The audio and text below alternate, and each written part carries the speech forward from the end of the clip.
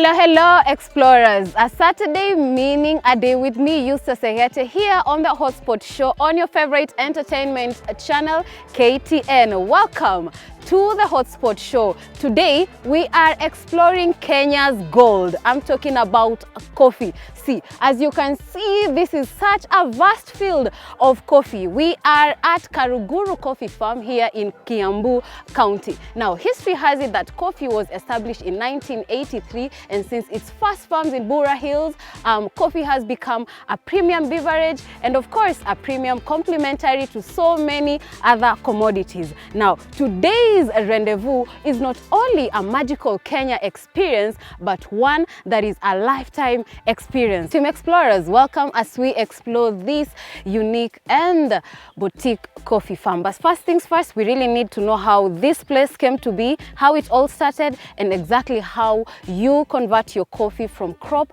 to cup. So let's go meet the director of this place and get a brief history of this farm. Alafu, we endelea with exploring these gardens. Tembea Kenya and embark on a journey of discovery. And the best part? You don't have to travel far. Discover the beauty of your own country and connect with your roots, culture, and community. Tembea Kenya by Kenya Tourism Board, where adventures await.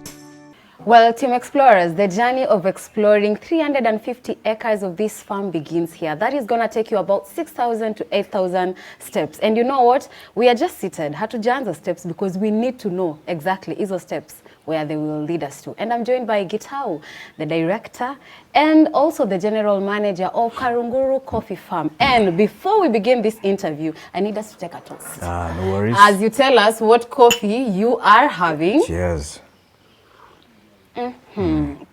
And what coffee you have offered me. Good. Now, karibu sana. Asante. Yeah, welcome to Karuguru Estate. Yeah, this is it's a place steeped in heritage, and this farm has been in operation since 1928. Yes. All right. So primarily we grow only Arabica coffee. Okay. Okay. And what you're drinking is our own version of what we call espresso. Espresso. Served, it has to be served in this. It has to be cup. served, yes, because it's a shot. Yeah, like the way you take a vodka shot, tequila shot. Can I just take you it can as a swing flash? it. Whoop. Oof, but the test is an acquired one. So this one I can do off camera ndo nikikunja sura msinione, but I like it. I like the taste. Thank you. And what is in your cup? My cup is a medium roast. Okay. Okay, I prefer a more mellow kind of coffee. Yeah, so that I'm able to drink maybe 2, 3, 4 cups. Yeah, in a day. In a day. You add sugar? No. Honey? I'm quite personally, no. But you can add. You can add sugar, honey. In fact, honey is the best because it's more natural. Yeah, and you can enjoy your coffee. Yeah, I prefer to taste it. Okay. Yeah, because every taste determines how I roast the coffee. So if I taste my medium roast and the taste I tasted maybe 3, 4 days ago, it's not the same, then I know I have to go back to the drawing board in order to understand where we went wrong in the roasting process. Absolutely. Yeah. And I know we are getting these tips from a coffee connoisseur himself. But first things first, we really need to know how this place came to be. You know, history has it that coffee began in Kenya in the year 1893. Yes. And you're here to this date, Yes. 2024. Yeah. Yes. Where did it all begin? Now, the interesting thing about this place is that it was started by a New Zealand ex-military fellow called George Glassford. And he came to Kenya in 1919 looking for greener pastures. All right, and he identified this area around 1928 and started the construction of his house, and also started planting the first coffee trees around that time. Yeah. Okay. So this structure that we are seated here was one of those early structures. It's one of those early structures, Okay. and it has been built in 3 phases. So we have the 1928 phase, which started off as a 3-bedroom house. And then we have the 1955 construction phase that added the main large sitting rooms, other bedrooms, and a ballroom. Okay. And then we added another apartment in 1991. But the whole idea was to try and get the design the same. Ah, okay. I see it's like they had seen the future already. That's why today this place is quite the hotspot for us to visit and bring people here. Remember, under the hashtag Tembea Kenya, unaenda mahali popote pale. So here we are. You farm coffee, but first of all, you personally had started as a dairy farmer, then transitioned into it. How did you begin your liking for coffee? Let's start here. Let's start a bit before. Yeah. My whole thing is I was a creative. So I went into the line of arts. Okay. And I was an interior designer working with my father in Nairobi for many years, from 2002 until 2013. Yeah. And around 2014, looking for other things to do, apart from just the design world, I decided to move from Westlands to Thika and see what else my family can do, to raise an income, feed our children. Just to jump onto now how you started farming coffee up to this point, because I mean your coffee is amazing. See, people are coming here for tours. You're carrying on the legacy of you know, Kenya's black gold, and we really want to know how it all started. Like, how did you then transition? I came here as first the dairy manager. Yeah. And yes, we got the dairy to a point where it was sustainable. So they asked me whether I was willing to leave the dairy to cross over and try and manage. And I said I had no idea about coffee. Yeah. However, I am willing to learn. Which year is this? This was in 2017. Oh, okay. All right. So I told them I'm willing to learn. Yeah, but with that needs a small remuneration. And they agreed. Yeah. Be our eyes and ears. And we'll put you as a management trainee and we'll train you. And that's how it all started. Oh, wow. Yeah, and here we are. And here we are. Ah, amazing. Yeah, we only do Arabica. Yes. Yeah, as you know, there are two types in the world. Yes. Robusta and Arabica. So here we grow Arabica. And out of the Arabica, we have 3 species we grow here. Okay. One is SL28. That was planted by George Glassford in 1928, and it has been a Kenyan variety since 1900. Okay. Then the next one we have is Roiro 11. Okay. Okay. And we have grafted it with the SL to have what we call grafted Roiro 11. Okay. And then the next one is Batian. Yeah. Okay. I don't particularly like it, so I'm planning to redo the whole Batian aspect and plant grafted Roiro 11. And now another question people ask is why grafted Roiro 11? SL28 has beautiful flavors.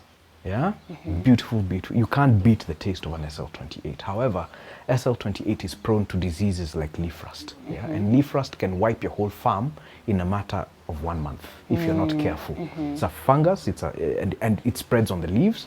And once the leaves have been hit, they just drop. Ah, okay. Now that you have mentioned one of the challenges, what other challenges, by the way, do you encounter as coffee farmers or in the farms?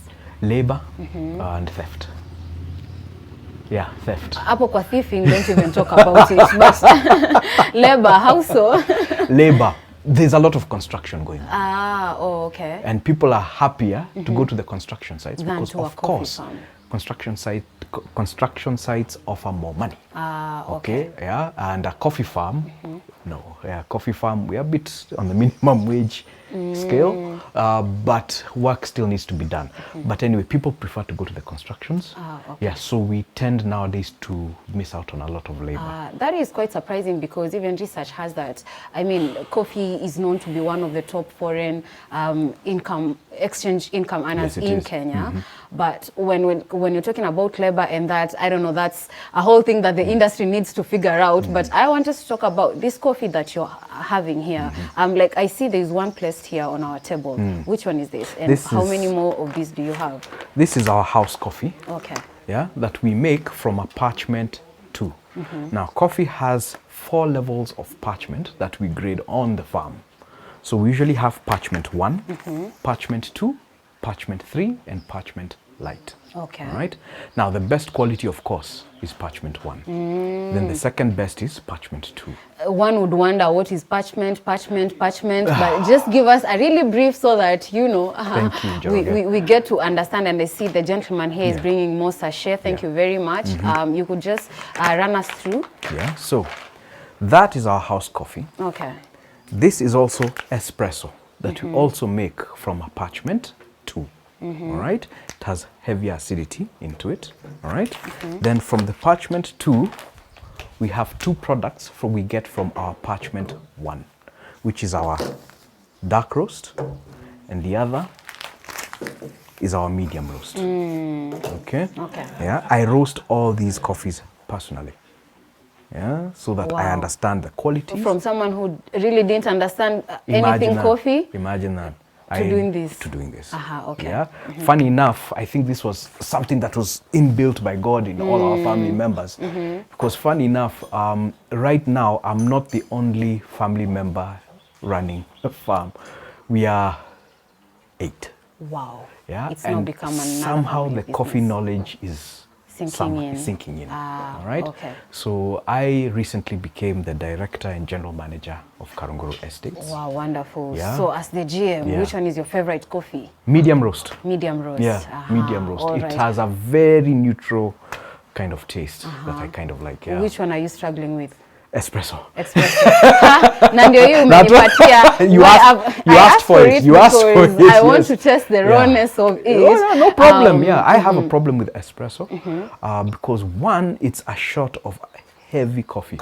Yeah, and I tend to stay away because, well, the medium roast does it for me. It does it for you. Yeah. Well, And coffee espresso, lovers. Espresso, a lot of Italians love it. I do have a lot of Kenyans who, as they're leaving the house, they just need a shot. Just a shot. And they're gone. Team Coffee Lovers, this is your place to go. And we, you know, part 2 of our show, we want to go visit the farm because we really need to understand the process of how it comes out from the crop to the cup. Perhaps let's debunk some of the myths that people actually have about coffee, because I understand they say coffee would cause insomnia, coffee would make you more alert, among other things. Would you say this is the case? With Arabica, not as much as Robusta. I want to mention those others, but Arabica cup of coffee does not have as much caffeine as a Robusta cup of coffee. Okay. So you're able to have coffee most throughout the day, and it will not really affect your sleep times at night. And the point that they say coffee is addictive? It is. It is? It is. It is. The same way as tea. Yeah. Yeah, even tea, even soda. Yeah. Everything is addictive. It is. Yeah. So thank you, very important for that. I know talking about coffee, this is going to be a very extensive topic. But Team Explorers, remember, this show will give you hints and will give you the best facts possible for you to come over and visit and see and learn for yourself extensively. At this point, Gitau, tunataka kwenda break. Please But do. sikuoni ukikunywa hiyo kahawa yako. Lazima nikunywe. And coffee tastes so good while it's hot, Team Explorers. Allow us to take a short commercial break, but we will be right back with part 2 of this show where we are going to take the 10,000 steps around the farm. So stick around. Remember, we are powered by KTB under the hashtag Tembea Kenya. See you after this break.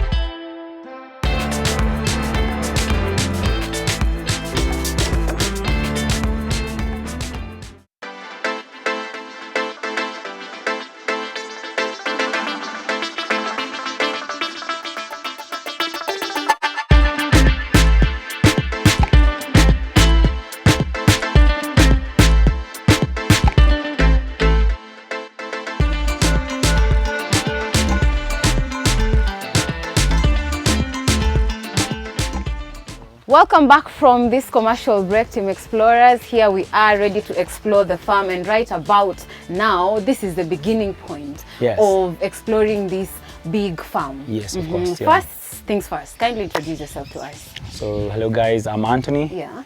I am the one sometimes to show people around the farm and teach people on how the production chain happens. Okay. So I think we can now start from For here. sure. Yeah. This is where you do your seedlings, manenos? Yes. So everything starts with the nursery. Okay. Even if for vegetables, you have to have a nursery bed. Yeah. So for coffee, we introduce this place. Yeah. So this is where we put a nursery bed. And when you put a nursery bed, you have to look for seeds, coffee seeds. When we plant them in the sand, we plant them with our hands. Okay. You just have to put the finger there as you go back.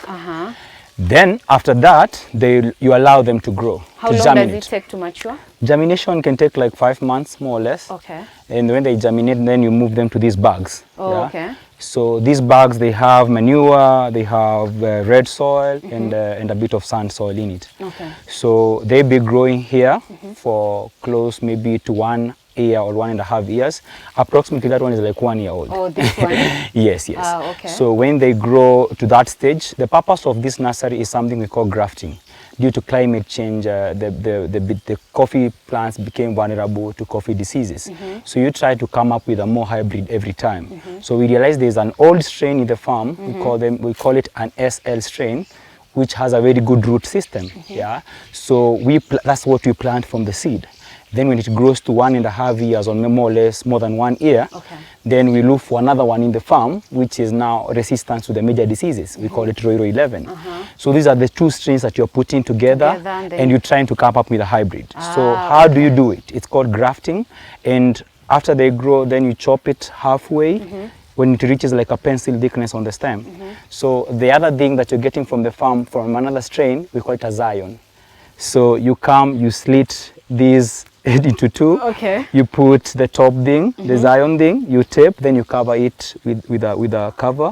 Then that moisture will allow the connection, but you have to keep on watering them to be able to. All that you're explaining is what we are seeing That's here. what you're doing here. Because if I know for sure if you go to the technology and the science behind it, we cannot finish the conversation. That's fine, no problem. But it's just important for us to know that the work begins from here, and as we can see, she's watering the seedlings, and then after 1.5 years, you say that's when you transfer them to the farm. No. That's 1.5 years. That's most of the time. That's when we graft the crop. So now you give it like time for recovery. This can be like more than 3 months. So at 4 months, at 5 months, that thing should be ready to be taken to the farm. So we give it like a maximum of 2 years in here. Then on the second year, you can take it to the. It needs patience. Yeah, it's a long wait.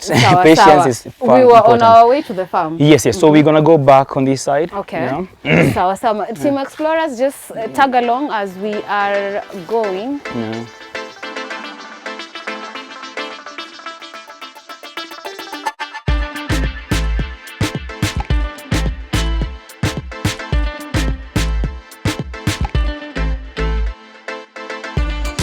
All right, so we see some farming going on here. Yes. What's that? These are called basin scoops. Okay. Yeah, so we realized when you're using the overhead irrigation, you use a lot of water. So we realized it's better to dig the holes in between, then that's where we'll put the water, right? But they also help in terms when there's times of erosion, when we have like a lot of rains, and there's a soil erosion, this will curb soil erosion. But doesn't the water evaporate as much? Because I mean, this place is equally too hot. No, it's not always out like this. Okay. Just a few hours during the day, and even most of the time we do irrigation at night. So it's not a problem. Okay. So how many liters of water would this hole take up? Give or take maybe 200. For how many days now will it water the coffee? We can do like one block like 2 times. Yes, like we make sure like we do the first round, then we come back again and do another round. Okay, so you cover the hole, then no. You just it's just putting the water there and maintaining it. Okay. Yes, good to learn, Team Explorer. See how when you decide to do coffee farming, this is also how you do your irrigation. And if you have some money, you can do the drip irrigation. It's easy. It's even more better than that. Sawa. I hear you.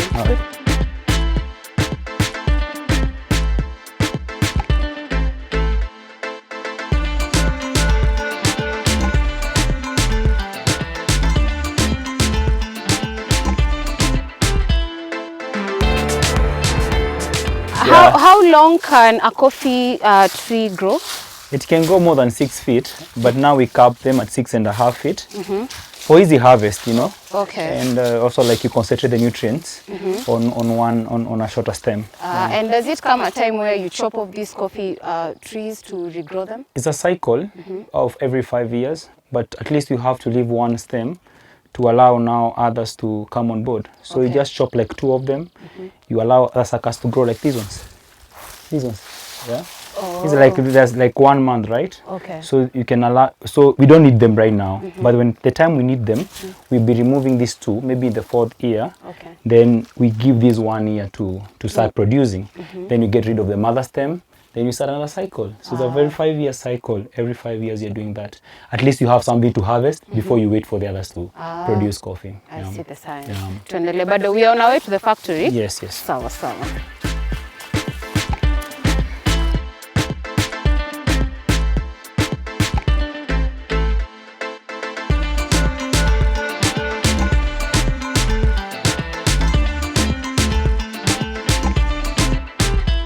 Well, Team Explorers, after that walk through the farm, here we are at the pulping station. I got that right. Yes. And this is where the end process of making this berry to what will end up in your cup begins. Of course, our guy here is going to tell us exactly what we are seeing here and what goes down here and how much time it actually takes to process all this coffee.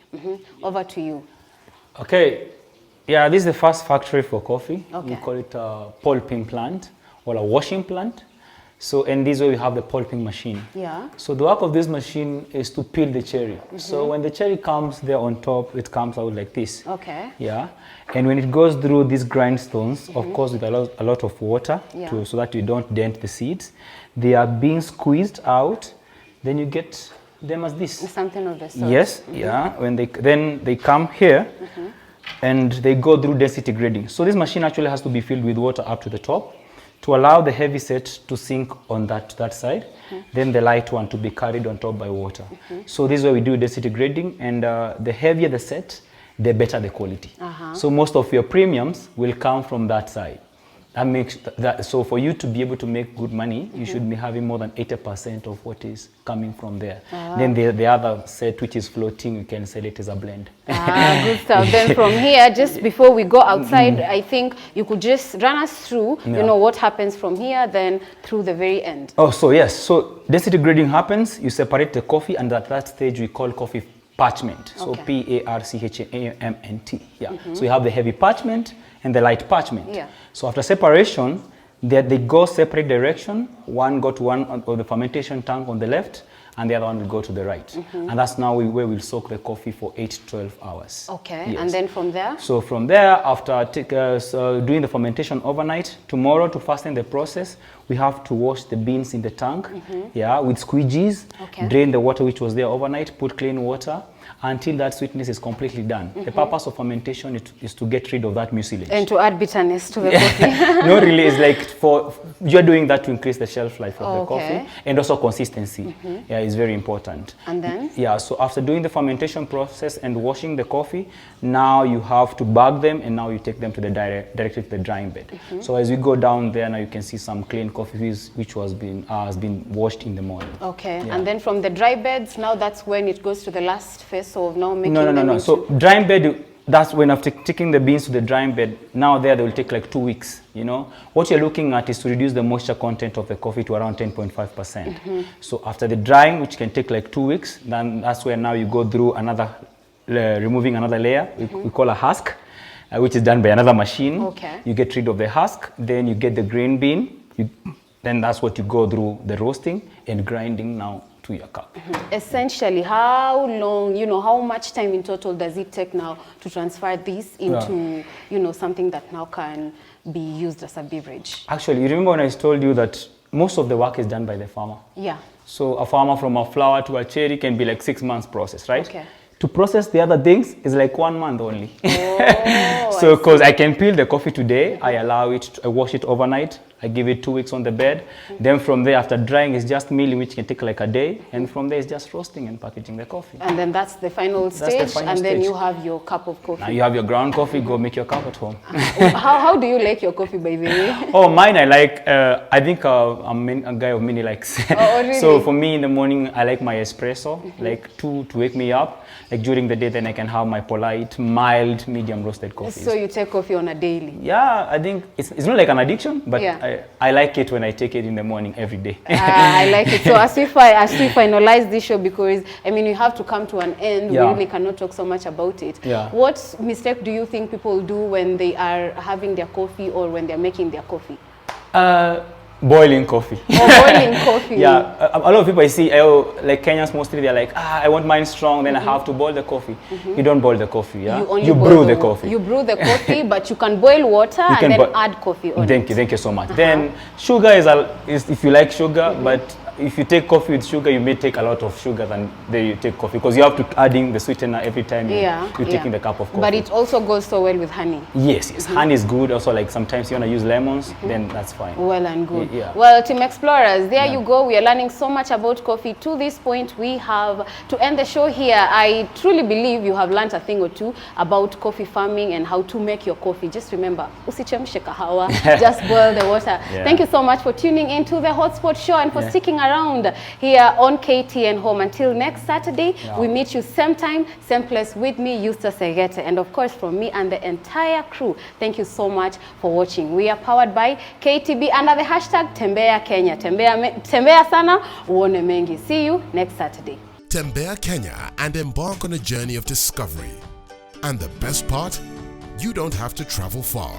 Discover the beauty of your own country and connect with your roots, culture, and community. Tembea Kenya by Kenya Tourism Board, where adventures await.